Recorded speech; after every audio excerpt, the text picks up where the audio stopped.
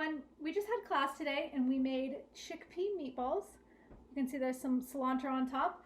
This was our curry variety. So in this we have curry powder, we have peas, and that super yummy cilantro. And here we have a mango chutney to go with that. So you can see it's nice and chunky. There's mango, golden raisins, mustard seed, a lot of spice in there. So that was our first variety. And now we're gonna make our second variety. So this is gonna be our Greek chickpea meatballs. So we're gonna start out with onions and garlic, and I'm gonna put those right into a pan with some oil. So the pan is nice and hot. And I'm just gonna stir those around a little bit. We don't want these to caramelize, we just want the onions to get translucent, which means they start to get kind of see-through. For our Greek variety, we are going to add spinach. So with our curry, we added peas, and we want to pack this with lots of veggies, so we will add spinach to this. Now that our onions and garlic are a little translucent, I'm going to add a nice big handful of spinach. Now that spinach is really going to cook down, so add a lot.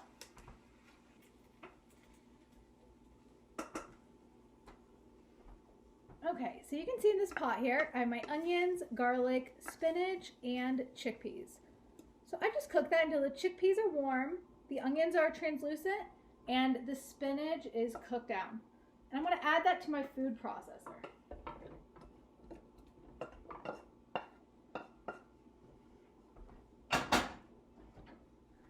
Okay, so I'm going to pulse this in the food processor. I do want to leave it a little bit chunky. Okay, so in my bowl, I have my chickpeas, spinach, garlic, and onions, and I pulse this in my food processor, so it's still a little chunky. If you don't have a food processor, you could do this by hand as well, and you could just smash those chickpeas with a fork. So now we want to add our flavor, so I'm going to do just a little squeeze of lemon juice. This will make it really, really bright. And I'm also going to add this Greek seasoning mix. I actually made this myself. It's just garlic powder, onion powder, and oregano. So I'm going to add a little bit of that in there. You can always add more. So just add a little bit and you can taste it and add more. I'm going to mix that together. And we do want to kind of have something that's going to help hold this together. So I'm going to add some breadcrumbs. And I'm also going to add 1 egg.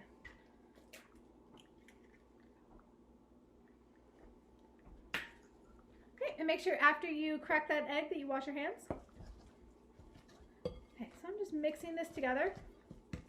This is when you'd also want to add a little bit of salt and pepper. And once again, you can come back and add more. Okay, and just for a little extra texture, I am going to add a little bit of feta cheese. So I have some that's already crumbled. You could also buy this in a block and crumble it yourself. Okay, and I'm just going to mix that all together.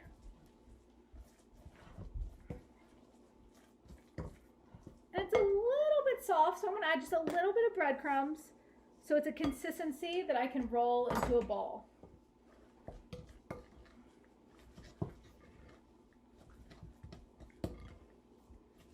Okay, perfect. So you can see those nice chunks of feta in there.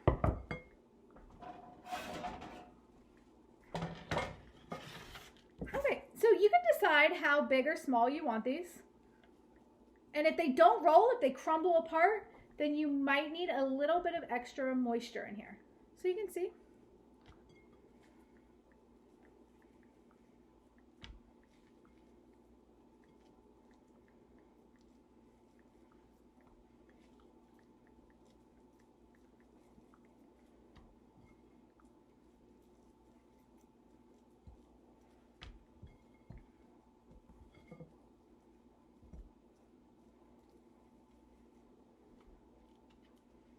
Okay, so those in the oven for about 15 minutes or until golden brown.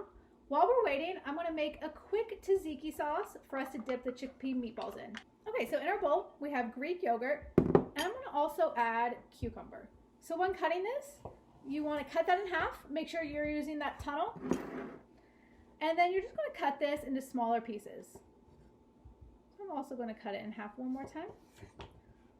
Okay, now at this point, using that tunnel and then our bear claw, you could also grate this. I like it a little chunky in there, but if you wanted it really, really fine, you could grate it as well. And I really like cucumber, so I'm going to add extra. Why not?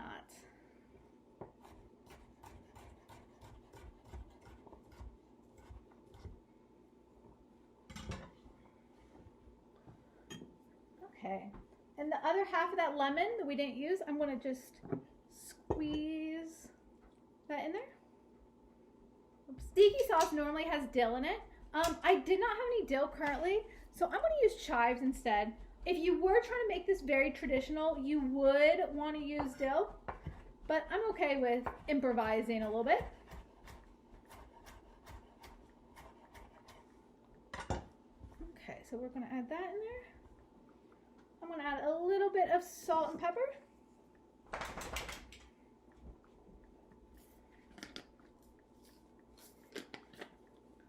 Okay, so I just added my salt and pepper. I'm going to add just a little bit of olive oil.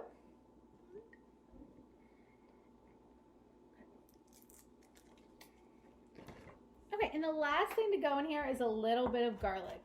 So you just want to mince that really, really fine.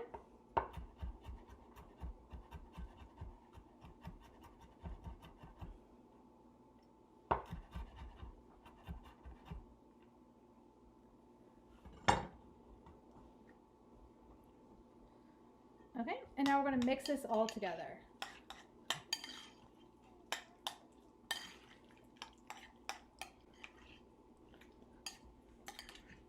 Okay, so this will be a really, really good sauce to serve with our chickpea meatballs.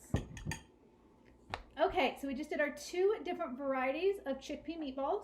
Here we have our curry chickpea meatballs that we made in class today. So these have curry powder, they have a little bit of cilantro and peas in there. We also made a spicy mango chutney. It's really nice, it's spicy and sweet, and it pairs really well with our meatballs. And then we have a Greek chickpea meatball. This has spinach, and it also has a little lemon juice and Greek spices. And we made a tzatziki sauce to go with our Greek chickpea meatballs. There's a huge variety. You can really make these however you want. There are so many variations. So thanks for cooking with me, and have a wonderful day. Bye. Hey everyone, we just finished up a class with our Brooklyn students, and we made the most delicious chickpea meatballs. They're called Adaptable Chickpea Meatballs, and that's because they can mimic the flavors of any cuisine. We chose today Italian, so I gave my students the choice between Italian and Greek. Curry was also another version that we made in classes this week with a homemade mango chutney. So the Italian version that we made today is served with a homemade pesto. And so here is our beautiful homemade basil pesto that we made. And in order for it to be allergen-free, nut-free, we used pumpkin seeds instead of the traditional nuts. It is so delicious. And here are our chickpea meatballs. So these actually look and feel a lot like real meat meatballs. I'm kind of amazed. My husband actually thought they were made with chicken. They're super delicious. And it all starts with 1 can of chickpeas. And to this, we used different ingredients to bring this mixture together. First, we needed a dry ingredient. We needed something to bind this mixture together. And so we used breadcrumbs. We also needed some type of liquid flavoring. And so for that, we used tomato paste. Tomato paste tastes so rich and umami and delicious in this mixture. And it also does the job of giving it a kind of darker color, so it almost looks like meat. Next, we used some dried basil, and we added some vegetables. So what we did was dice up some onions, mince some garlic, and we sauteed that here.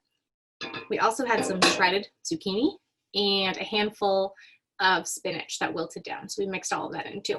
If I had fresh herbs like parsley or basil, I probably would have added that to the mixture too. Any vegetable here would really work as long as it's cut small. So we put everything into the food processor. We pulsed it until it was coarse, not too smooth, so that it would still have some texture. We didn't really want to puree it completely. And then we ended up with a mixture that looks like this. It looks like and feels like a real meatball mixture. And of course, we added some Parmesan cheese. You can add an egg. if you need to help it hold together a little bit more, but you're looking for a consistency that you can shape easily without it falling apart. And this was extremely easy to roll together into a ball. So balls like this, and they get baked in the oven, so you don't have to make a mess of your stovetop. So these bake for about 20 to 25 minutes, and when they come out, they can be eaten with pesto and some crusty bread. They could be served with pasta and tomato sauce. However you like to serve meatballs traditionally, these meatballs would be a super great stand-in for that. They're delicious. I hope you give it a try. The recipe is on our website, sylviacenter.org. Have a nice one. Bye.